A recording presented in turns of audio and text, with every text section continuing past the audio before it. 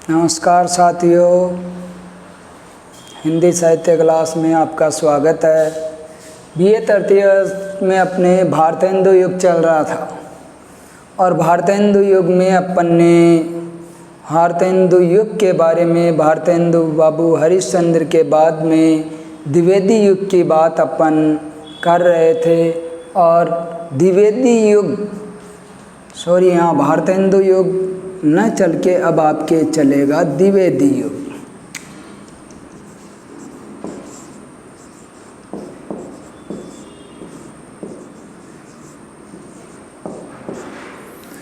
यानी द्विवेदी युग में हम द्विवेदी युग की घटनाओं की जानकारी अपन ने प्राप्त की थी और इसके बाद हम द्विवेदी युग की जो पत्रिका, प्रमुख पत्रिका सरस्वती पत्रिका की हम बात कर रहे थे। भारतेंदु युग यदि आधुनिक काल का प्रवेश द्वार था तो द्विवेदी युग उसका विस्तृत प्रांगण था।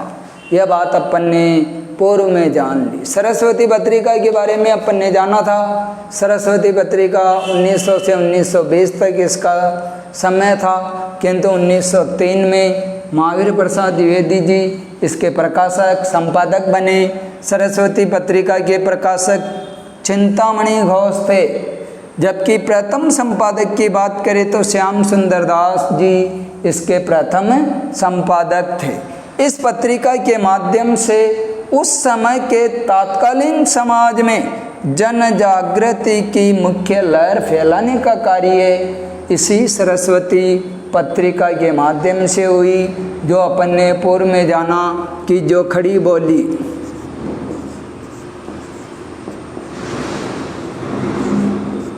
गद्य और पद्य दोनों की एक भाषा इसी सरस्वती पत्रिका के माध्यम से बनी थी। इसके बाद महावीर प्रसाद द्विवेदी जी के बाद पद्मलाल चुन्नीलाल इसके संपादक 1920 में बने, क्योंकि महावीर प्रसाद द्विवेदी जी 1918 तक ही जीवित रहे। 1903 से 1918 तक महावीर प्रसाद द्विवेदी जी एक छात्र सरस्वती पत्रिका के संपादक रहे थे।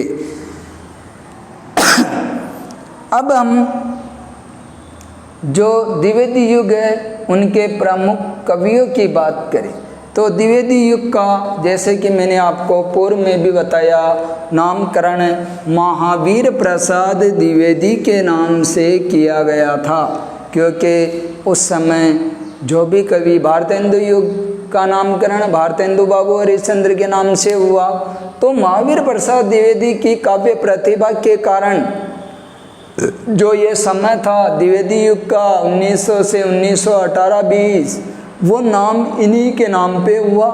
यानी महावीर प्रसाद द्विवेदी जी की रचनाओं की हम बात करें तो इनके मौलिक व अनुदित ग्रंथों की संख्या लगभग 80 के लगभग थी। यानी साहित्यिक रचनाएं, इनके द्वारा अनुदित रचनाएं, मौलिक रचनाएं लिखी गई थी। और आगे खड़ी बोली को इन्होंने परिष्कार, व्याकरणिक शुद्धता व स्थिरता में मुख्य भूमिका इन्हीं के द्वारा निभाई गई थी। यानी महावीर प्रसाद द्विवेदी जी ने ही खड़ी बोली को परिष्कृत रूप दिया, व्याकरणिक शुद्धता इसमें दी और खड़ी बोली में एक रूपता, गद्य में स्थिरता देने की प्रमुख भूमिका की यदि हम बात करें तो वो महावीर प्रसाद द्विवेदी जी का ही योगदान माना जाता था। ये महावीर प्रसाद द्विवेदी जी द्विवेदी युगीन कवियों के प्रेरणा स्रोत कवि थे। यानी ये द्विवेदी युगीन कवियों के प्रेरणा स्रोत रहे थे। यानी किसी भी युग में कोई भी कवि होते, प्रमुख कवियों के माध्यम से ही उस मंडली के जितने भी कवि होते थे वो कवि उन्हीं से प्रेरणा लेके अच्छी राष्ट्रीयता की भावना से ओतप्रोत काव्य रचना वो करते थे। तो यहाँ हम देख सकते हैं द्विवेदी युगीन कवियों के प्रेरणा स्रोत कवि के रूप में भी महावीर प्रसाद द्विवेदी जी का महत्वपूर्ण योगदान माना जाता है। अब इनकी रचनाओं की बात करें तो इनके द्वारा रचित रचनाओं में काव्य मंजूषा, काव्य सुमन, काव्य कुब्ज, अबला विलास और कुमार संभव सार जो अनुदित था, ये इनके द्वारा रचित रचनाएं थी। महावीर प्रसाद द्विवेदी जी ने अपनी पुस्तक में इन्होंने साहित्य को ज्ञान राशि का संचित कोश माना था। यानी इन्होंने अपनी पुस्तक में जो लिखा था साहित्य में ज्ञान राशि का संचित कोश इन्होंने माना था। अब महावीर प्रसाद द्विवेदी के लिए अगर हम बात करें तो महावीर प्रसाद द्विवेदी जी अपने युगीन कवियों में सर्वश्रेष्ठ कवि के रूप में माने जाते हैं। सरस्वती पत्रिका का इन्होंने संपादन किया था। सरस्वती पत्रिका के माध्यम से ही इन्होंने अपनी काव्य रचना को आगे बढ़ाया। इनके लिए डॉक्टर रामविलास शर्मा ने लिखा है,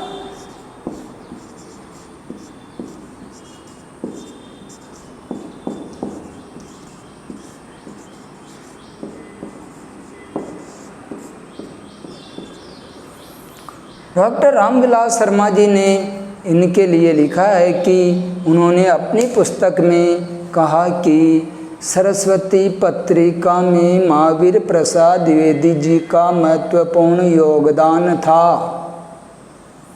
और इसके अतिरिक्त स्वयं मैथिली शरण गुप्त जी ने भी महावीर प्रसाद द्विवेदी जी का आभार प्रकट करते हुए जो उन्होंने साकेत रचना लिखी, उस साकेत रचना में भी उन्होंने लिखा है कि करते तुलसीदास भी कैसे मानस नाद,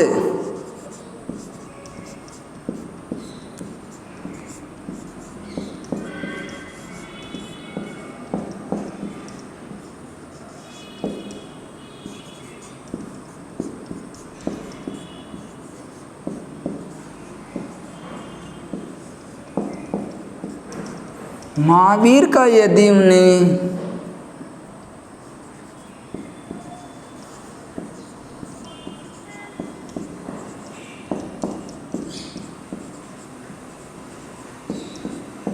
मिलता नहीं प्रसाद,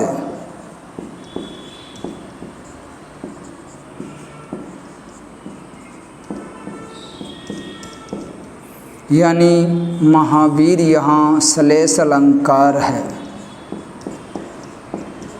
या उन्होंने एक दोहे में दो बात कह दी कि तुलसीदास जी को यदि हनुमान जी का आशीर्वाद प्राप्त नहीं होता तो वो रामचरितमानस की रचना कैसे लिखते।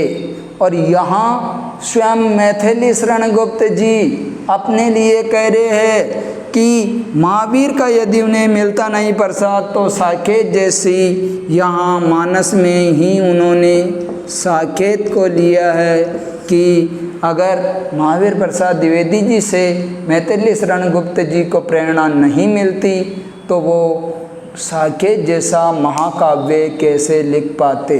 तो यह अपने द्विवेदी युगीन कवियों में प्रमुख कवि के रूप में नंबर 1 अपने महावीर प्रसाद द्विवेदी जी की जानकारी ली। 1864 में इनका जन्म हुआ, 1918 में मृत्यु हुई। मौलिक अनुदित ग्रंथों की लगभग संख्या 80 है। खड़ी बोली को परिष्कृत रूप परिष्कार इन्होंने किया, व्याकरण शुद्धता इन्होंने दी, वह खड़ी बोली में गद्य में स्थिरता में मुख्य भूमिका इन्हीं की थी। युगीन कवियों के प्रेरणा स्रोत रहे। इनकी रचनाओं में काव्य मंजूषा, काव्य सुमन, काव्य कुब्ज, अबला विलास, कुमार संभव जो अनुदित था। ये अपन नंबर 1 कवि महावीर प्रसाद द्विवेदी जी। अब इसके बाद नंबर 2 कवि की बात करें तो आते अपने मैथिली शरण गुप्त।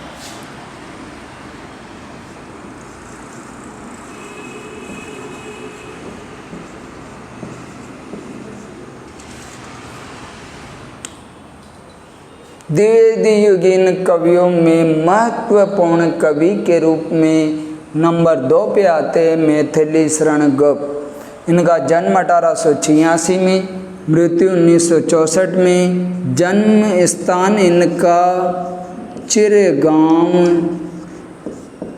झांसी बताया जाता है।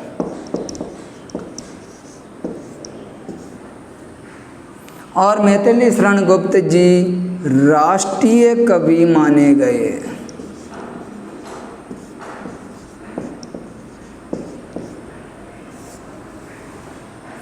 एकमात्र राष्ट्रीय कवि की उपाधि से सम्मानित कवि मैथिली शरण गुप्त, जो राष्ट्रीय कवि के रूप में इनको माना जाता है।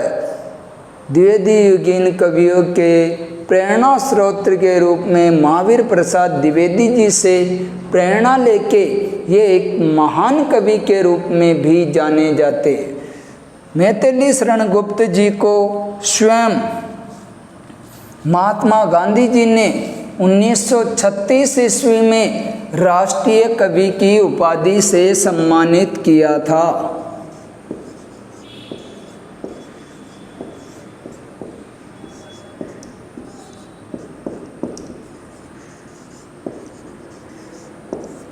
यानी इन्हें राष्ट्रीय कवि की उपाधि से स्वयं महात्मा गांधी जी ने 1936 में सम्मानित किया गया था। बाबू गुलाब राय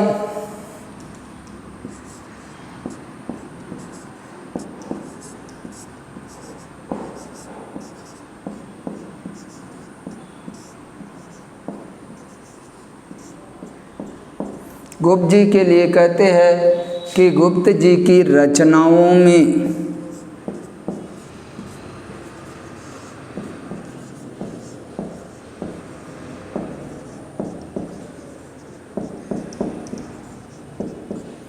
राष्ट्रीयता व गांधीवाद की प्रधानता थी।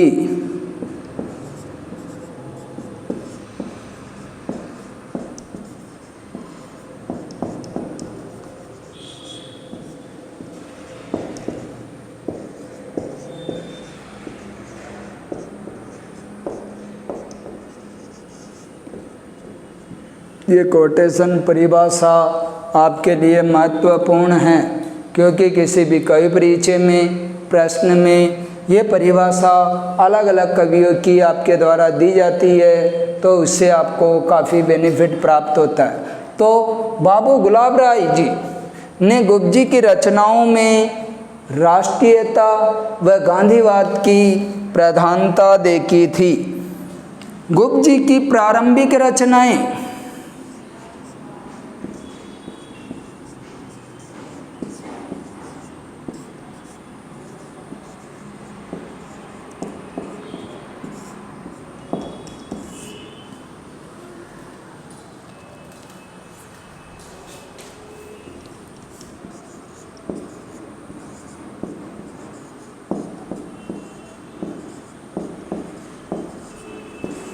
वैश्योपकारक पत्र,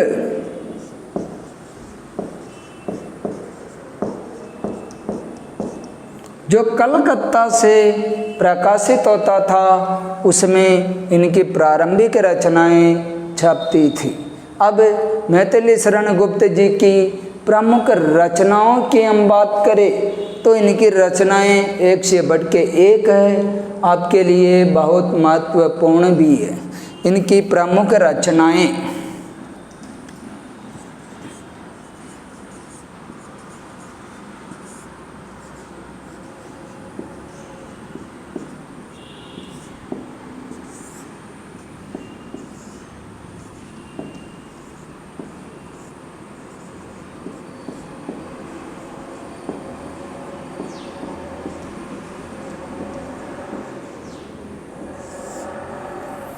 नंबर 1 रचना की बात करें इनकी तो रंग में भंग 1909 में ये रचना लिखी गई थी।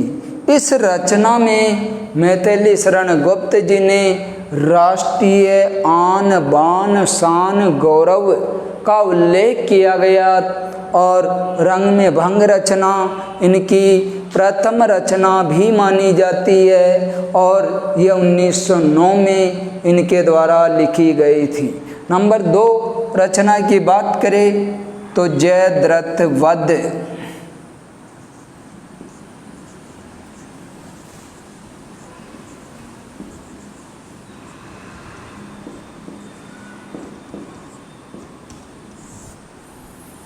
नंबर 1 रंग में भंग राजपूती आन बान शान का वर्णन है।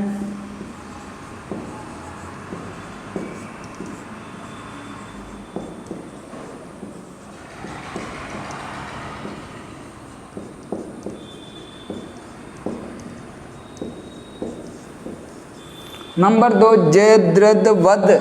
इस रचना में राष्ट्र की बलिवेदी पे अपने प्राणों के न्योछावर करने वाले वीर योद्धाओं का इसमें बहुत ही दर्द भरा वर्णन इनके द्वारा लिखा गया है। क्योंकि आपको बता दूं मैथिली शरण गुप्त जी की रचनाएं पौराणिक कथाओं के ऊपर, नारियों के ऊपर, साहित्यिक रचनाओं के ऊपर आधारित थी। इनकी जयद्रथ वध रचना राष्ट्र की बलिवेदी पर अपने प्राणों को न्योछावर करने वाले वीर योद्धा का वर्णन बखान इसमें किया गया। नंबर 3 रचना की बात करें जय भारत भारती।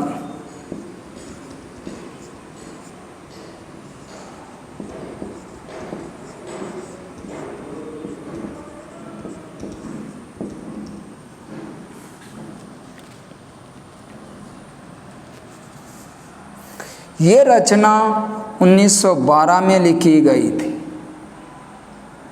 इसी रचना के आधार पे इन्हें राष्ट्रीय कवि की उपाधि मिली और इनकी यही रचना थी जिसको अंग्रेज सरकार ने जब्त कर लिया था।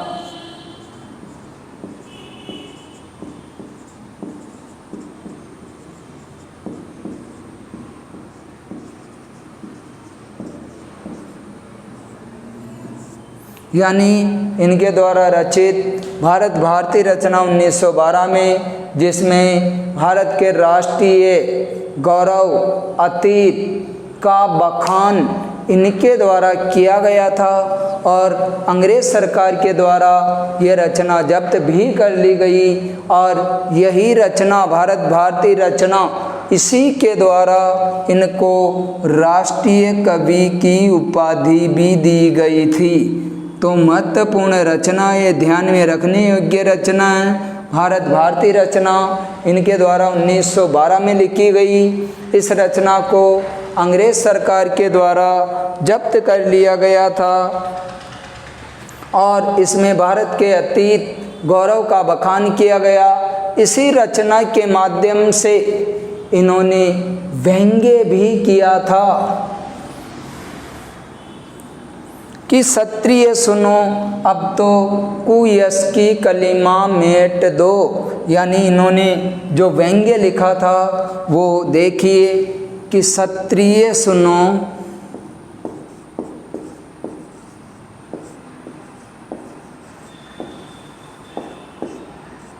अब तो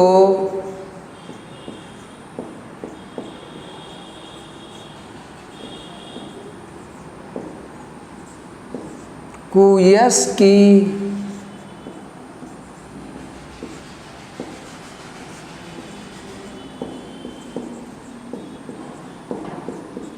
क्षत्रिय सुनो अब तो कुयस की कालिक छोड़ दो, निज देश को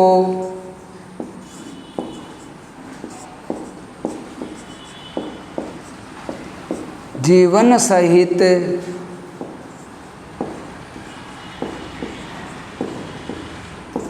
तन मन धन की भेंट दो।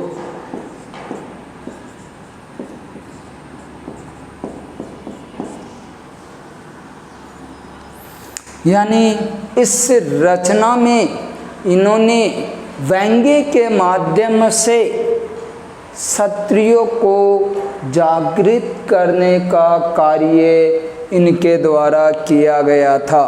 अगली रचना की बात करें हम, नंबर 4 रचना पंचवटी।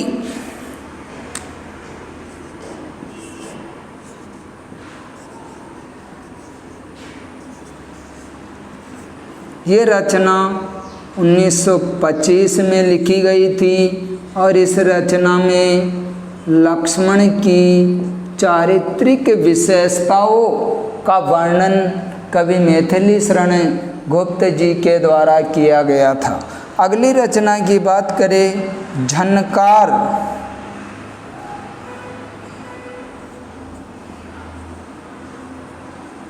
ये रचना 1929 में लिखी गई।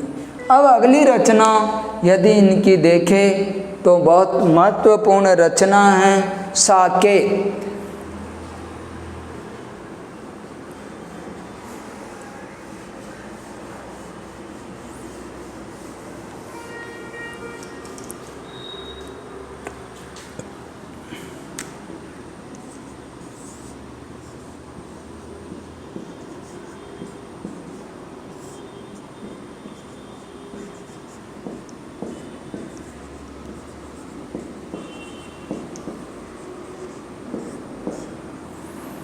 साकेत इनके द्वारा 1931 में रची गई थी। साकेत महाकाव्य था, यानी साकेत रचना इनके जीवन की मूल आधार रचना थी। साकेत रचना ने ही इन्हें बहुत उच्च स्तर पे पहुंचाया था। साकेत रचना में मुख्य नारी पात्र का वर्णन है और नारी पात्र में उर्मिला की चारित्रिक विशेषताएं हैं। साकेत महाकाव्य में 15 सर्ग थे। साकेत के 8वें सर्ग में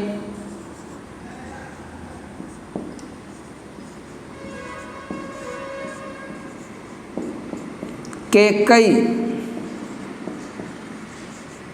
के पश्चाताप का वर्णन है तथा साकेत के 9वें सर्ग में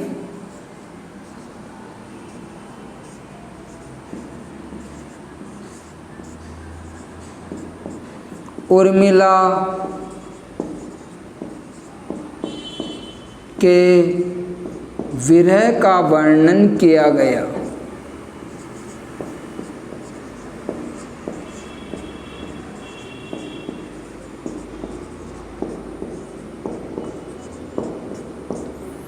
यानी साकेत के बारे में आपको बता दूं, साकेत महाकाव्य मैथिली शरण गुप्त जी के द्वारा 1931 में लिखा गया महाकाव्य था। साकेत महाकाव्य में 15 सर्ग थे, जिसमें 8वें सर्ग में मैथिली शरण गुप्त जी ने नारी पात्र जो कैकेयी उसके पश्चाताप का वर्णन इन्होंने 8वें सर्ग में किया, किंतु 9वां सर्ग जो साकेत का हृदय माना जाता है, साकेत की आत्मा मानी जाती है, उसी प्रकार जिस प्रकार रामचरितमानस के सुंदर कांड को हम रामचरितमानस का मुख्य आधार मानते, उसी प्रकार साकेत के 9वें सर्ग में उर्मिला के विरह का वर्णन किया गया। यहाँ पे मैथिली शरण गुप्त जी ने तुलसीदास जी के लिए भी लिखा था कि तुलसीदास जी ने रामचरितमानस जो लिखी थी उसमें उर्मिला का कहीं नाम नहीं था। उर्मिला यानी राम के अनुज लक्ष्मण की पत्नी, क्योंकि उर्मिला को उन्होंने सीता से भी ज़्यादा महान बताया, क्योंकि सीता तो अपने पति के साथ वन में पति की सेवा करती रही, किंतु उर्मिला को अपने पति से वियोग भी सहना पड़ा और सीता से ज़्यादा कठिन परीक्षा उर्मिला की थी। यानी रामायण के उपेक्षित पात्रों में सबसे उपेक्षित पात्रा उर्मिला का बखान साकेत के माध्यम से इन्होंने किया और इन्होंने नारी औचित्य, नारी महिमा का गुणगान भी इन्होंने किया कि केवल मनोरंजन नहीं, कवि का कर्म होना चाहिए, उसमें उचित उपदेश का भी मर्म होना चाहिए। यानी इन्होंने उर्मिला के माध्यम से नारी पात्र जो उपेक्षित पात्रा थी उसका बखान किया। स्वयं उर्मिला ने जो अपने प्रियतम लक्ष्मण के चरित्र को अभिव्यक्त करते हुए लिखा था कि निज सौद उटज कुटिया में मन भाया, मेरा राजभवन मन भाया। यानी किस प्रकार सीता और उर्मिला आपस में वार्तालाप करती रहती थी, तो साकेत इनके द्वारा रचित 1931 में लिखा गया महाकाव्य था।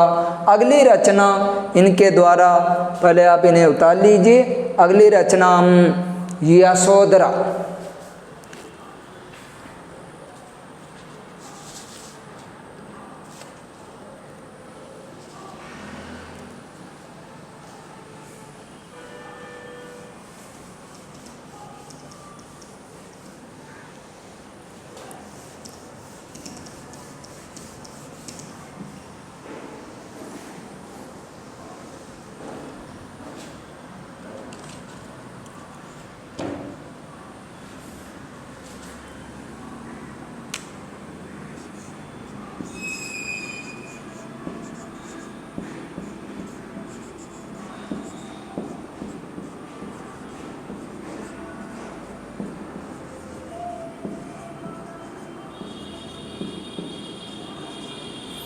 अगली रचना इनके द्वारा रचित यशोधरा खंड काव्य जो 1932 में लिखी गई, ये चंपू काव्य भी माना जाता है।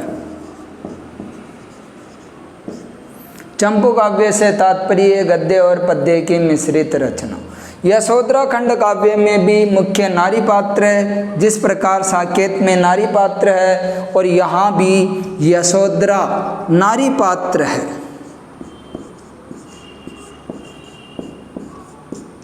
नारी पात्र यानी गौतम बुद्ध की पत्नी यशोधरा।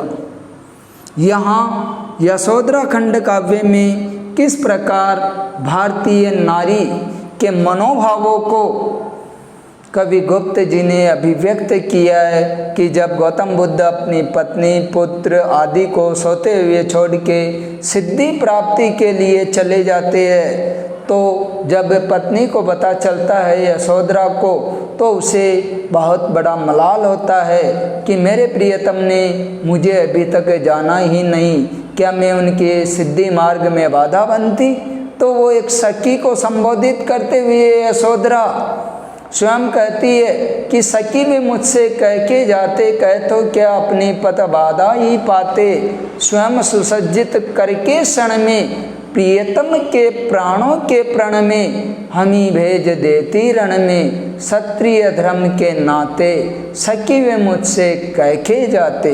यानी अपनी वेदना को अभिव्यक्त यशोधरा ने किया और इसी वेदना को अभिव्यक्त करते हुए स्वयं गुप्त जी ने भी लिखा है कि अबला जीवन आए तुम्हारी यही कहानी है, आंचल में दूध और आँखों में पानी है। क्योंकि स्वयं गुप्त जी ने नारी के लिए लिखा है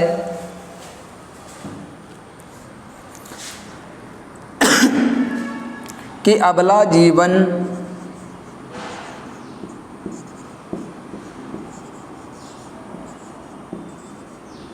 हाय यही तुम्हारी कहानी है,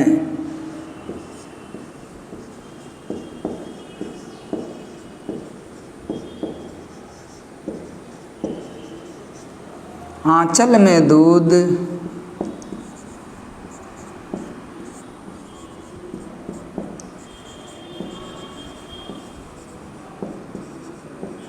और आँखों में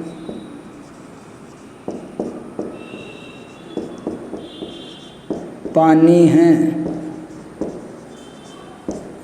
यानी निराला जी के अनुसार इन्होंने भी नारी के अबला जीवन के ऊपर व्यंग्य करते हुए लिखा।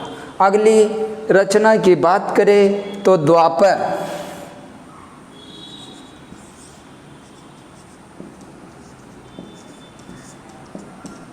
ये रचना 1936 में लिखी गई। अगली रचना की बात करें, जय भारत।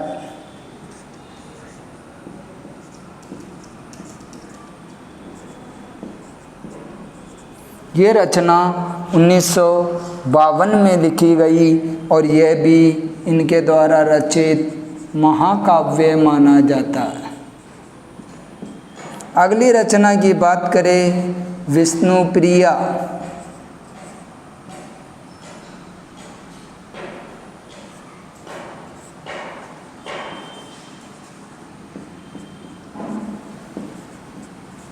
(1957) यह भी नारी पात्र है। इस रचना में चैतन्य महाप्रभु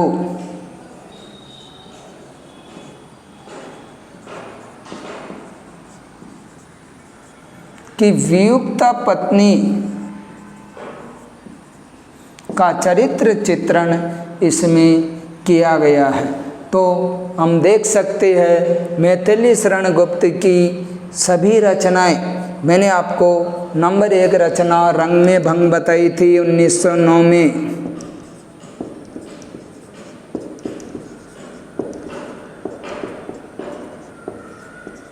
इसमें राजपूती आन बान शान का वर्णन।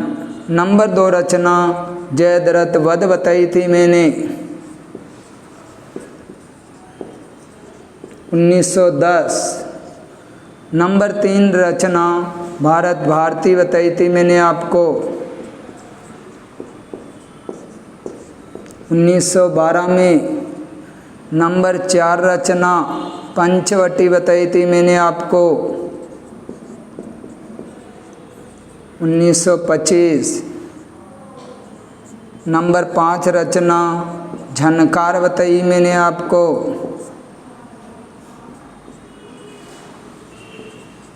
नंबर 6 रचना साकेत बताई मैंने आपको। तो 2 तो इनके द्वारा रचित महाकाव्य, एक महाकाव्य साकेत और एक महाकाव्य जय भारत, और इन्हीं के द्वारा यशोधरा खंड काव्य है। तो इस आधार पे हम देख सकते हैं मैथिली शरण गुप्त जी राष्ट्रीय कवि माने गए हैं। यानी मैथिली शरण गुप्त जी ने अपनी काव्य रचनाओं में राष्ट्रीय जागृति, चैतन्यता व राष्ट्रीय गौरव का बखान इनके द्वारा किया गया था। और नंद दुलारे वाजपेयी ने तो इनके द्वारा रचित साकेत महाकाव्य के लिए लिखा कि साकेत महाकाव्य ही नहीं युग दृष्टा काव्य है। यानी साकेत को नंद दुलारे वाजपेयी ने बहुत ही महत्वपूर्ण काव्य माना था।